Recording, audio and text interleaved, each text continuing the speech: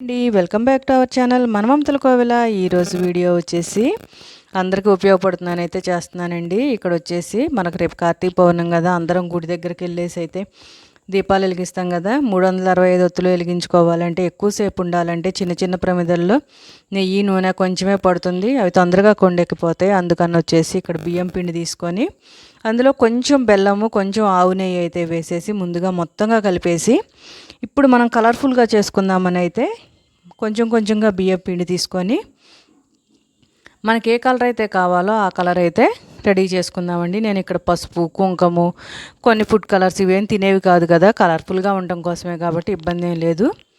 ఇలా కలిపి పెట్టుకున్నానండి. ఇలా కలిపి పెట్టుకున్న తర్వాత ఇలా చిన్న మౌల్డ్ అయితే మనకి ఏ మౌల్డ్ అయితే కావాలో ఆ మౌల్డ్లోకి నూనె రాసేసి కొంచెం పిండి వేసేసి బియ్యం పిండి ఇవన్నీ రెడీ చేసుకునే లోపలైతే స్టవ్ మీద ఒక చిన్న గిన్నె పెట్టేసుకొని నేను ఇక్కడ కుక్కర్ తీసుకున్నానండి. ఇడ్లీ ప్లేట్లలో అయితే ఉడికిస్తున్నాను.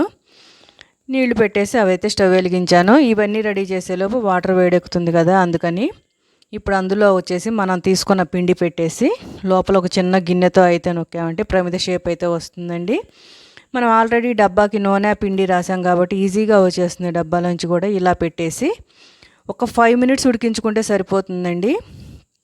ఎందుకంటే మనం ఎక్కడికైనా తీసుకెళ్ళాలి కాబట్టి బ్రేక్ అవ్వకుండా ఉండటం కోసం. ఇలా వచ్చేసి నేను 5 చేశానండి. ఒకటి వచ్చేసి green colour, yellow colour, red colour అయితే కావాలని చేశాను, కలర్ఫుల్ కోసం. బాగుంది కదా. మనకి ఏ కలర్ అయితే కావాలో ఎన్ని అయితే కావాలో ఇలా రెడీ చేసుకోవటమేనండి. ఇలా రెడీ చేసుకున్న ప్రమిదలకు వచ్చేసి చక్కగా పసుపు కుంకంతో అయితే బొట్లు పెట్టుకొని అలంకారం చేసుకుంటే చాలా బాగుంటుంది.